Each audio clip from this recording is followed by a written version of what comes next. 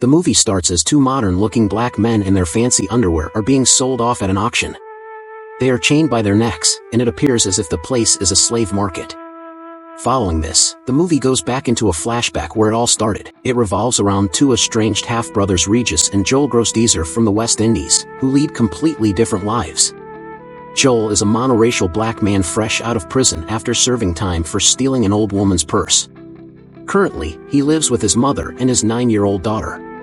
He is serially unemployed and blames racism for all his woes, especially his joblessness. However, he has never seriously tried to find work.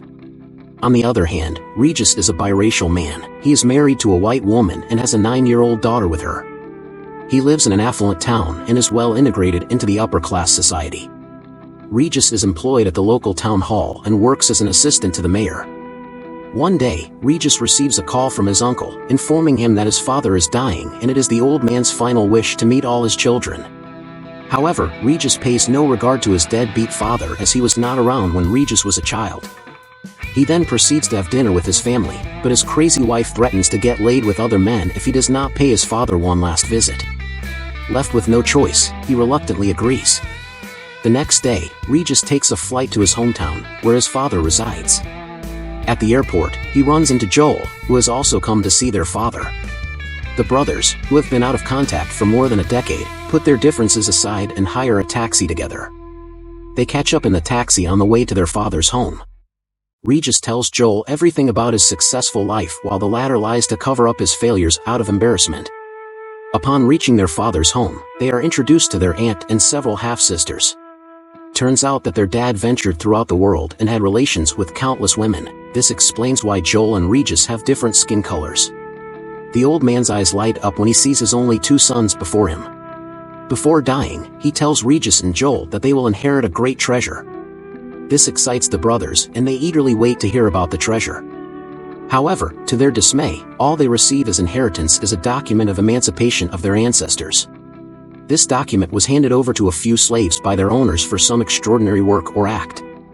Apparently, Regis and Joel's ancestors were granted freedom long before slavery was legally abolished in the West Indies. However, not concerned about the symbolic value of this piece of paper, they scoff at the inheritance. They then derisively tear the paper up under the disapproving eye of their late father's sister. As expected, this enrages the old woman, so she decides to teach the brats a lesson. She casts a voodoo spell on them and sends them back to the 17th century, where slavery is still prevalent. In the next scene, when Regis and Joel wake up, they find themselves stripped down to their designer underwear in an open field. As the two wonder about what happened, a couple of terrified black people run past them. Just then, two slave hunters also arrive and capture the Grossdeezer brothers. They are then taken to a slave market and sold to Monsieur Jourdain, a landowner. Jourdain entrusts Joel to the farms, where he will work under the care of Henri, a brutal and deeply racist foreman, while Regis is sent to the kitchens of the residents. Soon, the half-brothers discover that they have actually time-traveled to 1780, when slavery is still a thing. The next day, the slaves are forced to listen to a priest who reads them a fake Bible about how black people should obey the whites. But since the Grossdeezer brothers are the only ones besides the whites who can read, they refuse to agree with the contents. Regis even surprises the priest by reading him a line from the book. Later in the day, Joel shows up late to the field and gets hit by Henri. Fed up with Henri's torture and behavior, Joel makes a run for it to escape the farm but ends up hitting his head on a pole and knocking himself out. Due to his actions, he is scourged in front of everyone. That night, Regis is called to Monsieur Jourdain's office where his ability to read is acknowledged. Jourdain praises him for being a smart slave and gives him the privilege to control the other slaves with Henri. In the meantime, Joel is getting his wounds treated by a female slave, Rosalie. It has been only 5 minutes since they've met, but Joel has already started liking her. At an opportune moment, he leans in for a kiss, only to get turned down. Rosalie then reveals that she is in love with a fellow slave named Isidore, much to Joel's disappointment. The next day, Regis carries out his new duty and starts ordering and commanding other slaves to do their work. Joel is shocked to see his brother acting like the whites and criticizes him for being selfish. However, Regis could care less and he continues to be loyal to his new masters and reports his work throughout the day to Monsieur Jourdain. Eventually, everyone in the White household finds out about Regis's ability to read and starts mocking him. They also joke about whether or not he can play the piano. To everyone's surprise, Regis plays the piano beautifully. However, this results in him getting whipped severely by the whites. Finally fed up, Regis wants out, and the next morning, the two brothers flee the plantation by secretly hopping in the carriage of a Jewish man named Isaac. When they reach his place, Isaac approaches them and reveals that he knew about their presence all along. The brothers beg him for mercy, but to their surprise, Isaac provides them with great hospitality and care, as Jews are also a victim of discrimination. Soon, Monsieur Jourdain's henchmen arrive at Isaac's home in search of the two brothers. But before they could get caught, Regis and Joel bid Isaac farewell and flee through the back door. They make their way to the shoreline, where they take an abandoned boat and set out into the ocean.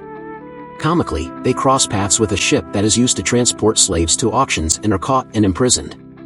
At last, the Grosdiezer brothers end up in the same slave market, where they are bought by Jourdain's henchmen. Fortunately, on the way back to the plantation, the brothers are saved by an African tribe who call themselves the Maroons. Here, it's revealed that the people of the tribe were all slaves once before they fled from their owners. The two are welcomed into the tribe and they begin to chant with the tribe leader.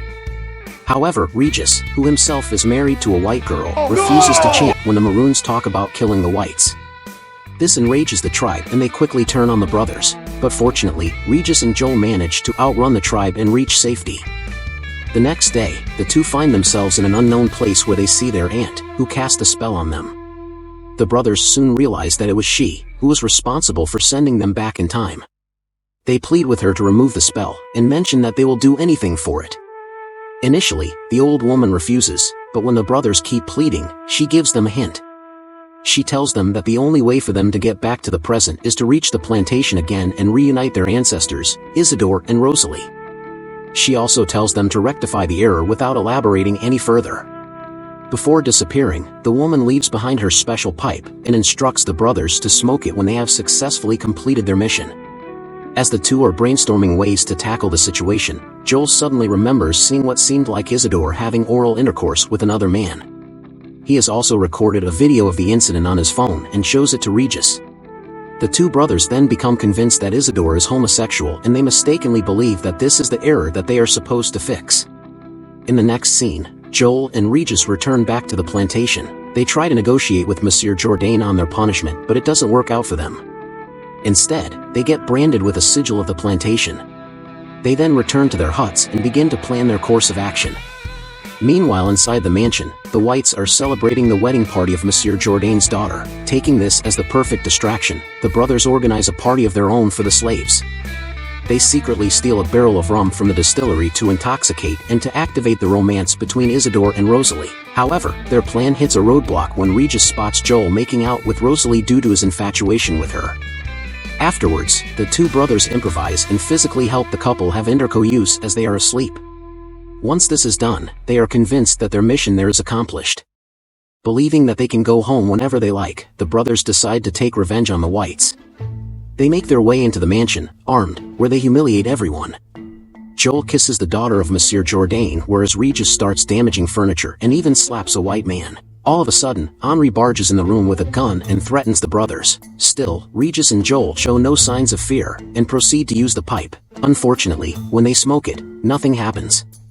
It appears as if the magical pipe given by the old lady was replaced with an ordinary one. As a result of their deeds, they are locked in a cage and are condemned to execution the next day. That night, the brothers get emotional and start contemplating their life choices. Regis talks about his failing marriage while Joel confesses that he is broke and jobless. After a few hours, as the brothers are still sympathizing with each other, Henri arrives and takes them out to the field where they are supposed to be hanged. However, right before the execution, Monsieur Jourdain's son, Victor, runs off into the forest as he cannot bear watching the sight. Rosalind chases after him and soon finds out that he has fallen into the nearby river. All members of the family panic and run to the scene. However, Isidore takes advantage of the uproar and saves the brothers, knocking out Henri in the process. He then orders them to run for their lives, to which they oblige. As the brothers flee, they come across Victor, who is being swept by the stream. Without a second thought, the two jump into the dangerous river, but to Regis' surprise, Joel cannot swim. This makes his task even more difficult, but somehow, he manages to save both his brother and Victor. Grateful to the brothers for saving his son's life, Monsieur Jourdain sets them free. the half-brothers are also awarded with the very same document of emancipation that they were provided with by their late father. However, instead of accepting the freedom and the award, they request Monsieur Jourdain to free Isidore and Rosalie and present them with the document. The Monsieur finds the request very strange, but nonetheless, he obliges. In this way, the brothers have managed to free Isidore and Rosalie, but they still don't know where to find the magical pipe which will help them return back to the modern time. With days passing by, they slowly begin to accept that they may never return back to their time. One day, Isidore and Rosalind greet the brothers goodbye and leave the plantation with the papers. As the two watch them leave from afar, Henri approaches them and orders them to get back to work. He then takes out his pipe and starts smoking. When he tries to humiliate the brothers by blowing smoke in their faces, they suddenly disappear, much to the astonishment of Henri. This indicates that Henri was the one who stole the pipe from them. In the next scene, the brothers return back to the present, where they see their aunt beside them. When they see her holding the original document in her hand, Regis and Joel become relieved. Several months pass by. Joel finds a regular job on a construction site where he still complains about his minimum wage and that it has to do with him being black. Meanwhile, Regis returns to his work at the town hall. One day, as he is about to leave his office, he greets the mayor who passes a racist joke. Regis, being no longer the person he once was, decides to stand up to the mayors before storming off.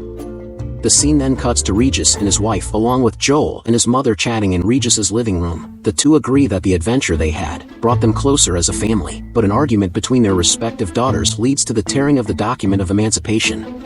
The movie ends as Regis and Joel run towards their daughters in panic.